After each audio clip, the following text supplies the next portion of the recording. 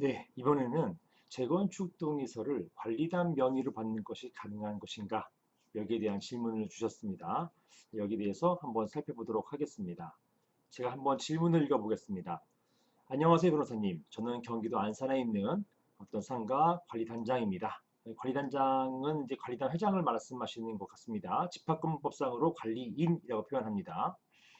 저희 상가를 이번에 재건축하기 위해서 관리단에서 업무를 추진하려고 하고 있습니다. 별도의 조합을 만들지 않고 관리단 명의로 재건축 동의서를 받는 것이 가능한 것인가요? 이런 질문을 주셨습니다. 제가 이제 실무에서 보니까 관리단 명의로 사업을 추진하려고 하시는 곳이 여러 군데 있었습니다. 이게 불가능하지는 않아요.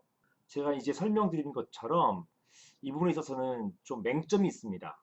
그래서 제가 자문할 때는 가급적이면 관리단에서 사업을 추진하지 마십시오라고 말씀을 드리고 있습니다.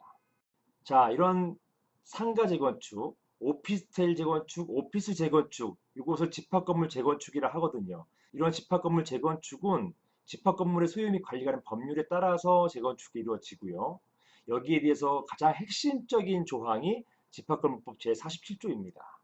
보시는 것처럼 재건축 결의라고 되어 있고 건물 건축 후에 상당한 기간이 지나서 건물이 훼손되거나 그 다음에 그 밖의 사정으로 건물 가격에 비해서 지나치게 많은 수리비나 복구비가 들어갈 경우 그리고 인근 토지의 이용 상황이나 변화에 따라서 이 건물을 재건축하면은 굉장히 효용이 증가하게 되는 경우 주변에서 상가는 뭐 죽을 쓰지만 오피스텔은 굉장히 지금 잘 나가고 있는 거예요. 그러니까 오피스텔로 재건축해서 오피스텔로 바꿔서 효용을 증가시키자 이렇게 할 수 있는 것입니다. 이런 경우에는 관리단 집회에서 그 건물을 철거해서 재건축 결의할 수 있다라고 규정되어 있습니다. 제2항을 보시면 이러한 재건축 결의는 구분 소유자 5분의 4 이상, 그 다음에 의결권, 지분을 말하는 것입니다. 의결권 지분의 5분의 4 이상의 결의가 있어야 되는 것입니다. 이 결의는 동의를 말하는 것입니다. 따라서 구분 소유자 그리고 지분 모두 80% 이상의 동의가 있으면 재건축이 가능한 것입니다. 보시는 것처럼 상가, 오피스텔, 오피스 같은 집합건물 재건축은 집합건물법에 따르게 되어 있습니다. 이런 집합건물법은 도시 및 주거환경정비법, 이게 이제 아파트 같은 공동주택을 재건축할 때를 규정한 법이잖아요. 도시 및 주거환경정비법, 줄여서 도시정비법 또는 도정법 이렇게 표현합니다. 자, 이런 법과는 달리 재건축 조합이나 재건축 추진위원회 관련해서 규정이 없습니다. 이런 도정법에서는 굉장히 엄격한 규정들이 있죠. 조항도 굉장히 많습니다. 그런데 집합권법은 조항이 단 3개밖에 없어요.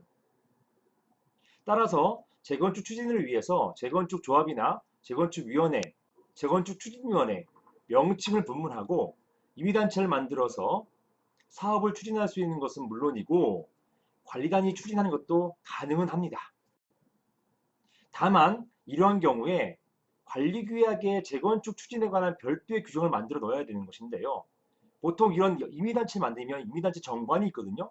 이 정관은 수시로 바꿀 수도 있는 것이고 이런 정관에 대한 제정이나 개정, 변경 이런 것들은 굉장히 수월합니다. 그런데요. 집합건물법은 굉장히 엄격하거든요. 만약에 규약에 이 정관에 해당되는 관리 규약에 이런 재건축 관련된 조항들, 재건축 사업과 관련된 조항들을 다 집어넣을 경우에는요. 이 규약을 변경하기 위해서 관리규약 변경에 따른 절차를 무조건 지켜야 돼요. 이게 엄격한 것입니다. 이게 관리규약에 재건축 추진에 관한 별도의 규정을 만들어 넣는다 하더라도요. 집합금법상의 관리규약 변경 요건, 이게 뭡니까? 구분 소유자 4분의 3, 그리고 의결권 지분의 4분의 3 이상의 동의를 반드시 있어야 되는 것입니다. 이게 쉽지 않거든요. 관리규약이 변경이 안 되는 것도 좋지만 또는 변경이 필요한 경우도 있는데 이때마다 구분 소유자와 지분의 4분의 3 동의를 요한다면요. 이게 75%거든요. 이게 쉽지 않습니다. 실무에서는 굉장히 어려워요.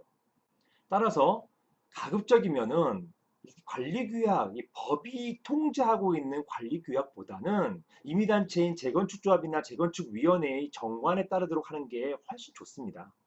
그래서 제가 실무에서 자문 드릴 때는 가급적이면 관리단보다는 재건축위원회, 임의단체에서 재건축을 추진하십시오라고 제가 자문드리고 있는 것입니다. 그런데요, 한편 임의단체인 재건축점을 만든다 하더라도 재건축 동의서를 진구하는 것, 이 동의서를 받는 것, 이 받는 명의는 사실 크게 중요하지 않습니다. 따라서 관리단 명의로 받는 것, 이게 괜찮다라는 것입니다. 즉, 관리단이 재건축 사업을 추진하는 것은 아니고 재건축위원회 또는 재건축조합이 추진한다고 하더라도 이런 재건축 동의서를 관리단이 받는 것, 관리단 명의로 받는 것, 이것은 괜찮습니다. 가능하고요. 이상입니다.